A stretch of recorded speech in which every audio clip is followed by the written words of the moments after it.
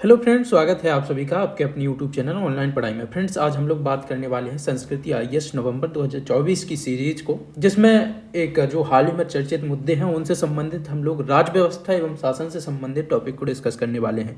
यानी कि हाल ही में घटित हुई घटनाओं से संबंधित आर्टिकल को हम लोग इस वीडियो से जोड़कर देखने वाले हैं कि किस घटना से कौन से आर्टिकल जिम्मेदार रहेंगे और कौन से आर्टिकल के तहत ये सारी घटनाएं आएंगी। ठीक है, तो ऐसी एक घटना का नाम आज हम लोग ऐसी एक घटना हुई थी जिसका नाम है एक राष्ट्रीय चुनाव के बारे में, जो कि हाल ही में केंद्रीय मंत्रिमंडल ने भारत के एक साथ चुनाव यानी कि वन नेशन वन इलेक्शन कराने के प्रस्ताव को हाल ही में मंजूरी प्रदान की है। तो इस घटना के ऊपर आज हम लोग डिटेल में डिस्कशन करने वाले हैं। तो जल्दी से आप लोग लाइव जुड़ जाइएगा, कमेंट बॉक्स में कमेंट करके बताइएगा कि आप तक वीडियो और ऑडियो के लिए पहुंच रही है नहीं। वीडियो शुरू करने से पहले अगर आप हमारे चैनल पर नए हो तो चैनल को सब्सक्राइब करने ना भूलें, साथ ही बेल आइकन भी प्रेस कर लें ताकि इसी प्रकार के लेटेस्ट नॉलेजेबल जो वीडियो है वो आप तक जल्दी से जल्दी पहुंच सके। तो आइए शुरू करते हैं आज की अपनी इस वीडियो को बिना किसी देरी के। आज का जो हमारा मुद्दा रहने वाला है वो है केंद्रीय मंत्रिमंडल ने भारत में एक साथ चुनाव यानी कि वन नेशन वन इलेक्शन कराने के प्रस्ताव को हाल ही में मंजूरी दी है। आइए हम लोग जानते हैं क्या है एक राष्ट्र एक चुनाव व्यवस्था। एक राष्ट्र एक चुनाव की व्यवहार्यता के जांच के लिए पूर्व राष्ट्रपति जो थे रामनाथ कोविंद के द्वारा इनकी अध्यक्षता में एक उच्च स्तरीय समिति गठित की गई थी। ठीक है, किसकी अध्यक्षता में समिति गठित की गई थी? तो वो थी आपके पूर्व राष्ट्रपति रामनाथ कोविंद की अध्यक्षता। इस समिति ने देश में एक साथ चुनाव कराने की अनुशंसा की थी, जिसे केंद्रीय मंत्रिमंडल ने हाल ही में स्वीकार कर लिया है। और इस उच्च स्तरीय समिति ने इसी वर्ष 14 मार्च को राष्ट्रपति द्रौपदी मुर्मू को अपनी रिपोर्ट यह सौंपी थी। इंपॉर्टेंट जो डेट है उनको आप लोग हाईलाइट करते हुए चलिएगा। बाकी अगर हम लोग बात करें तो एक राष्ट्र एक चुनाव एक ऐसी व्यवस्था की परिकल्पना करता है जहां सभी राज्यों के चुनाव और लोकसभा के चुनाव एक साथ होंगे। इसमें भारतीय चुनाव चक्र का पुनर्गठन इस तरह से किया जाएगा कि राज्यों एवं केंद्र के चुनाव एक साथ संपन्न हो सकें। इसका अर्थ यह होगा कि मतदाता एक ही दिन में एक ही समय या चरणबद्ध तरीके से, मतलब जैसे होते हैं एक ही समय पर पॉसिबल नहीं हो पाता है तो चरणबद्ध तरीके से, ठीक है, लोकसभा एवं राज्य विधानसभाओं के सदस्यों के चुनाव के लिए मतदान कर सकेंगे। वर्तमान में जो भी मौजूदा सरकार का 5 वर्ष का कार्यकाल समाप्त होता है या विभिन्न कारणों से जब इसे भंग किया जाता है तो चुनाव आयोजित किए जाते हैं। ऐसे में राज्य विधानसभाओं और लोकसभा के चुनाव समय समय पर अलग अलग समय पर होते हैं तथा विधानसभाओं एवं लोकसभाओं के कार्यकाल को एक दूसरे के साथ तालमेल नहीं होता है, जैसा कि वर्तमान प्रक्रिया में प्रचलित है। तो आइए हम लोग जानते हैं एक राष्ट्र एक चुनाव की पृष्ठभूमि क्या रही है। पिछली पृष्ठभूमि केंद्र सरकार, राज्य सरकारों एवं राजनीतिक दलों के साथ साथ भारतीय निर्वाचन आयोग के प्रयासों से वर्ष 1957 में 7 राज्यों में कौन कौन से थे वो बिहार, बॉम्बे, मद्रास, मैसूर, पंजाब, उत्तर प्रदेश एवं पश्चिम बंगाल में एक साथ चुनाव हुए थे 1957 में। वर्ष 1967 में चौथे आम चुनाव तक सामान्यतः एक साथ चुनाव प्रचलन में हुआ करते थे, लेकिन बाद में इसके बाद जो है कई अवसरों पर केंद्र सरकारों ने संवैधानिक प्रावधानों का उपयोग कर राज्य सरकारों को जो है उनके कार्यकाल की समाप्ति से पहले ही बर्खास्त कर दिया और राज्य व केंद्र में गठबंधन सरकारों के विफल रहने पर देश में अलग अलग समय पर चुनाव होने की प्रक्रिया प्रचलन में आने लगी। वर्ष 1983 में चुनाव आयोग की वार्षिक रिपोर्ट में एक साथ चुनाव कराने का विचार प्रकट किया गया था। कब इसका विचार प्रकट किया गया था? तो 1983 में इसको विचार को प्रकट किया गया था। बस 1999 में विधि आयोग की रिपोर्ट में इसका भी उल्लेख दिया गया था कि वर्तमान सरकार वर्ष 2014 से ही इस पर बल दे रही है। उसके बाद अगर हम लोग बात करें तो अप्रैल 2018 में विधि आयोग के कार्यपत्र में उल्लेख किया गया था कि एक राष्ट्र एक चुनाव का व्यवहारिक रूप देने के लिए कम से कम 5 संवैधानिक संशोधनों की आवश्यकता पड़ेगी। अब वो संवैधानिक संशोधन कौन कौन से होंगे उनको हम लोग आगे देखने वाले हैं। तो आइए उससे पहले हम लोग जानते हैं कोविंद समिति जो गठित की गई थी उसकी प्रमुख सिफारिशें क्या रही हैं। तो उसमें से एक सिफारिश आपकी आती है संविधान में संशोधन। संविधान में संशोधन 2 चरणों में एक साथ चुनाव कराने के लिए संविधान में संशोधन किया जाना चाहिए। पहले चरण में लोकसभा एवं राज्य विधानसभाओं के चुनाव एक साथ होंगे। इसके लिए संविधान संशोधन के उद्देश्य से राज्यों द्वारा अनुसमर्थन की आवश्यकता नहीं होगी। नगर पालिकाओं एवं पंचायतों के लोकसभा व राज्य विधानसभाओं के चुनाव के साथ इस तरह से समकालिक किए जाएंगे कि स्थानीय निकाय चुनाव लोकसभा एवं राज्य विधानसभाओं के चुनाव के 100 दिन के भीतर संपन्न हो जाएं। कोविंद समिति के अनुसार चूंकि यह विधेयक उन विषयों से संबंधित है जिन पर कानून निर्माण की प्राथमिक शक्ति राज्यों में निहित है, इसीलिए इसे लागू होने से पूर्व भारत के आधे से अधिक राज्यों की स्वीकृति या अनुसमर्थन की आवश्यकता होगी। इसके साथ ही अगली जो सिफारिश की गई उसकी बात की जाए तो एकल मतदाता सूची एवं पहचान पत्र, यानी कि सरकार के तीनों स्तरों के चुनाव में उपयोग के लिए एकल मतदाता सूची एवं मतदाता फोटो पहचान पत्र तैयार करने के उद्देश्य से संविधान में संशोधन की आवश्यकता होगी। इसके साथ ही अगर हम लोग बात करें ताकि भारतीय निर्वाचन आयोग राज्य चुनाव आयोगों के परामर्श से एकल मतदाता सूची व मतदाता पहचान पत्र तैयार कर सके। ठीक है, इसके साथ ही अगर हम लोग बात करें त्रिशंकु सदन की स्थिति में, अब एक कंडीशन बनती है त्रिशंकु सदन की स्थिति में जो है अविश्वास प्रस्ताव या ऐसी घटना की स्थिति में सदन के शेष कार्यकाल के लिए नई लोकसभा व राज्य विधानसभा के गठन के लिए नए चुनाव कराए जाने चाहिए। ठीक है, ये इनकी सिफारिशें रही हैं। उसके साथ ही रसद आवश्यकताओं को पूरा करना, समिति की सिफारिश है कि रसद आवश्यकताओं को पूरा करने के लिए राज्य चुनाव आयोगों के परामर्श से भारतीय निर्वाचन आयोग अग्रिम रूप से योजना बनाएगा। यह जनशक्ति, मतदान कर्मियों, सुरक्षा बलों, ईवीएम यानी वीवीपैट आदि की तैनाती के लिए आवश्यक कदम उठाएगा ताकि सरकार के सभी 3 स्तरों पर स्वतंत्र व निष्पक्ष चुनाव एक साथ हो सके। साथ ही आइए हम लोग बात करते हैं एक राष्ट्र एक चुनाव के पक्ष और विपक्ष में क्या बातें रही हैं। पक्ष की बात करें तो एक तरफ देखिए, कोई भी पहलू होता है तो उसके 2 पहलू जरूर होते हैं। कोई भी बात होती है उसके 2 पहलू जरूर होते हैं, उसके पक्ष में और उसके विपक्ष में। तो आइए सबसे पहले हम लोग उसके पक्ष के बारे में बात कर लेते हैं, यानी कि एक राष्ट्र एक चुनाव के पक्ष में क्या होने वाला है। एक बार होने वाले चुनाव से सरकारी खजाने पर अतिरिक्त व्यय का बोझ पड़ता है। इसमें यदि राजनीतिक दलों द्वारा किए जाने वाले व्यय को भी शामिल किया जाए तो ये और भी अधिक हो जाता है। एक साथ चुनाव कराने से इन लागतों में कमी आएगी। कौन से चुनावी जो सरकारी खजाने पर अतिरिक्त व्यय का बोझ बढ़ता है, ठीक है, उसमें कमी आएगी। साथ साथ ही अलग अलग समय पर होने वाले चुनाव से अनिश्चितता एवं अस्थिरता उत्पन्न होने के कारण आपूर्ति श्रृंखला, व्यावसायिक निवेश और आर्थिक विकास भी बाधित देखने को हम लोगों को मिलता है, तो इसमें भी कमी आएगी। साथ ही बार बार होने वाले चुनावों के कारण सरकारी मशीन में व्यवधान से नागरिकों को कठिनाई भी होती है। निर्वाचन प्रक्रिया में सरकारी जो है सरकारी अधिकारियों एवं सुरक्षा बलों का बार बार उपयोग उनके कर्तव्यों को निर्वहन पर प्रतिकूल प्रभाव डालता है, तो इसमें भी कमी हमें देखने को मिल सकती है। साथ ही आदर्श आचार संहिता के बार बार लागू होने से नीतिगत निर्णयों एवं विकास कार्यक्रमों में मंद हो जाती है, क्योंकि जब जो है आचार संहिता लगती है तो आवागमन को बाधित कर दिया जाता है। ठीक है, तो इस प्रकार से जो है इस पर भी हमें कुछ इफेक्ट देखने को मिलेगा। साथ ही निरंतर चुनाव से मतदाताओं में विकर्षण बढ़ता है और चुनाव में उनकी भागीदारी सुनिश्चित करने में अत्यधिक चुनौती का सामना करना पड़ता है, यानी कि उनके चुनाव प्रतिशत हमें मतदान प्रतिशत कम देखने को मिलता है, तो इसमें इंक्रीजमेंट हमें देखने को मिलेगा 1 नेशन 1 इलेक्शन के तहत। ठीक है, और विपक्ष की तरह की बात करें तो राष्ट्रीय एवं राज्य स्तरीय मुद्दे अलग अलग होते हैं। एक साथ चुनाव कराने से मतदाताओं के निर्णय प्रभावित होने की संभावना होती है। ठीक है, इसके साथ ही अगर हम लोग बात करें 5 वर्ष में एक बार चुनाव होने से सरकार के लोगों के प्रति जवाबदेही कम होगी, जबकि निरंतर चुनाव होने से विधायिका के सदस्य सतर्क रहते हैं, उनकी जवाबदेही में वृद्धि होती है। तो यह एक विपक्ष का तर्क माना जाता है।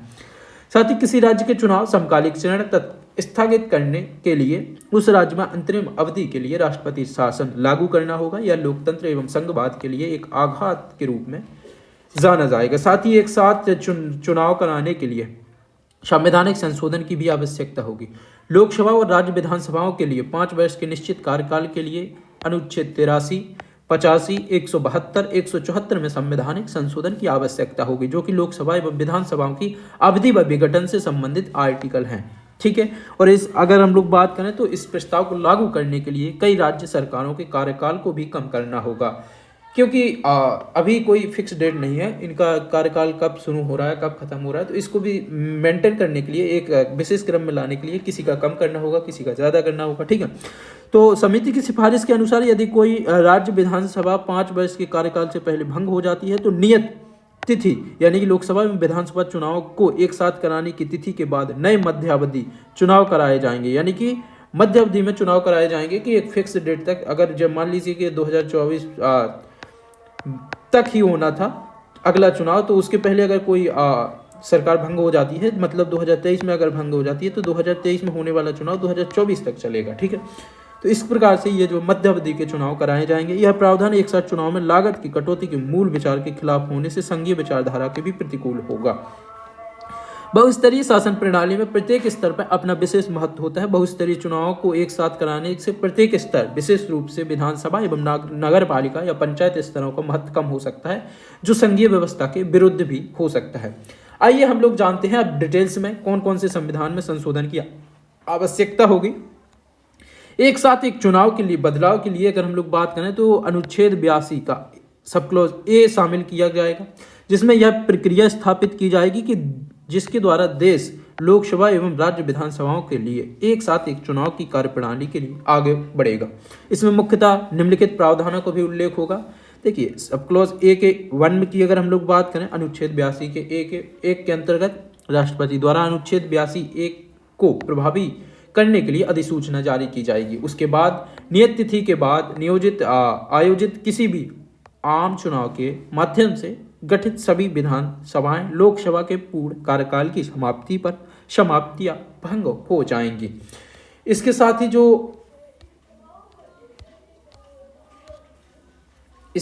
ही जो आर्टिकल संबंधित रहने वाला है उसकी बात करें तो 82 का सब क्लॉज 3, 82(a) का सब क्लॉज 3 के अनुसार भारतीय निर्वाचन आयोग लोकसभा और विधानसभाओं के लिए एक साथ चुनाव कराने होंगे। अनुच्छेद 82 के सब क्लॉज 4 के अनुसार यदि भारतीय निर्वाचन आयोग का यह मानना है कि किसी विधानसभा के एक साथ चुनाव नहीं कराए जा सकते हैं तो वह राष्ट्रपति को एक आदेश द्वारा घोषित करने की सिफारिश कर सकता है और उस विधानसभा के चुनाव बाद की तिथि पर कराए जा सकते हैं। इसके साथ ही एक अनुच्छेद 82 के 5 के अनुसार जोड़ा जाएगा, जिस राज्यों में विधानसभा का चुनाव स्थगित कर दिए जाते हैं वहां भी विधानसभा का कार्यकाल उसी तिथि को समाप्त होगा जिस तिथि को आम चुनाव में गठित लोकसभा का पूरा कार्यकाल समाप्त हुआ था। इसके साथ ही संसद की शक्ति में विस्तार करने के लिए अनुच्छेद 327 में भी संविधान संशोधन की आवश्यकता होगी, जो संसद को लोकसभा, राज्यसभा एवं राज्य विधानसभाओं के चुनाव से संबंधित कानून बनाने की शक्ति प्रदान करता है। 327, ठीक है। इसमें मतदाता सूची तैयार करने एवं निर्वाचन क्षेत्रों के परिसमन करना शामिल होगा और कोविंद समिति के अनुसार अनुच्छेद 327 के तहत संसद की शक्ति का विस्तार करके इसमें एक साथ एक चुनाव कराने का भी शामिल किया जाना चाहिए। इसके साथ ही लोकसभा एवं विधानसभा को संशोधित कार्यकाल यानी कि अनुच्छेद 83 के उपखंड 2 यानी कि संसद के सदनों की अवधि और 172 के उपखंड 1 यानी कि राज्यों विधानमंडलों की अवधि, जितने भी आर्टिकल इंपॉर्टेंट हैं वो आप लोग जितने भी आर्टिकल का इसमें वर्णन किया गया है वो सारे आगामी परीक्षा के दृष्टिकोण से बहुत इंपॉर्टेंट आर्टिकल है कि अनुच्छेद 172 के अंतर्गत क्या आता है तो राज्य विधानमंडलों की अवधि, अनुच्छेद 83 के उपखंड 1 के अंतर्गत 2 के अंतर्गत क्या आता है संसद के सदनों की अवधि, ठीक है, जो आगामी परीक्षा के दृष्टिकोण से महत्वपूर्ण रहेंगे। इनको आप लोग नोट करते हुए चलिएगा। और अगर हम लोग बात करें तो इनमें जो है संशोधन करके सदनों के कार्यकाल की 5 वर्ष की अवधि को पूर्ण अवधि कहा जाना चाहिए, ठीक है। साथ ही यदि लोकसभा व राज्य विधानसभा पूर्ण अवधि को समाप्ति से पहले भंग हो जाती है तो शेष अवधि को असमाप्ति अवधि यानी कि अनएक्सपायर्ड टाइम कहा जाएगा।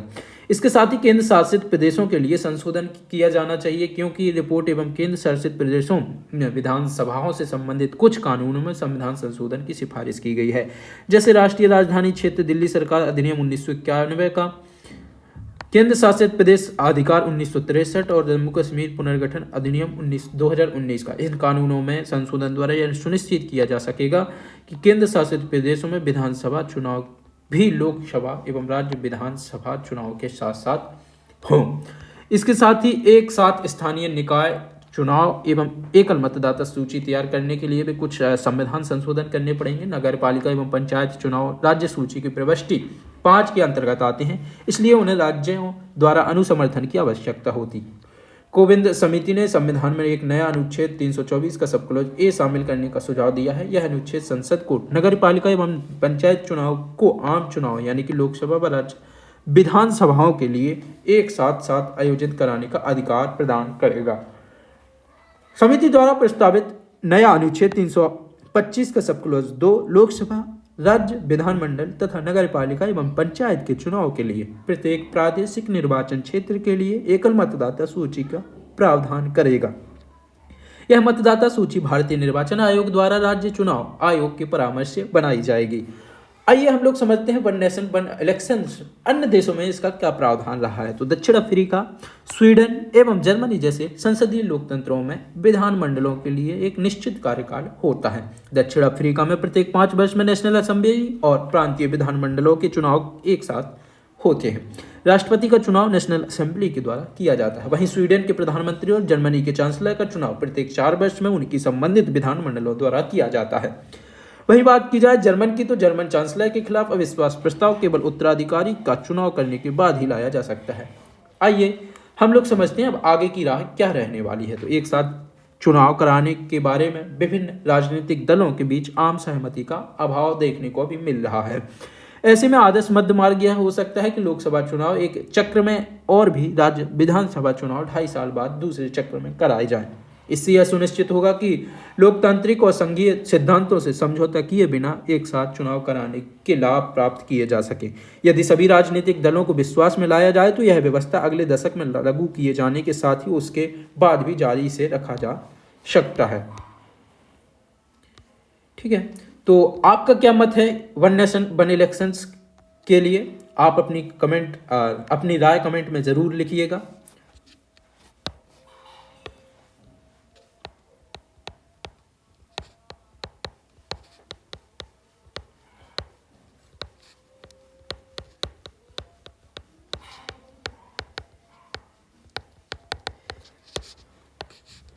कैसी लगी आज की वीडियो कमेंट बॉक्स में कमेंट करके ज़रूर बताइएगा और मिलते हैं ऐसी किसी अगली वीडियो के साथ। तब तक के लिए धन्यवाद। और हाँ, अगर आप हमारे चैनल पर नए हो तो चैनल को सब्सक्राइब करना ना भूलें, साथ ही बेल आइकन भी प्रेस कर लें ताकि इसी प्रकार के लेटेस्ट नॉलेज वाली वीडियो है वो आप लोगों तक जल्दी से जल्द पहुँच सके। और आप लोग कमेंट करना ना भूलें वन नेशन वन इलेक्शंस की स्कीम पर। ठीक है, मिलते हैं अगली वीडियो के साथ, तब तक के लिए जय हिंद।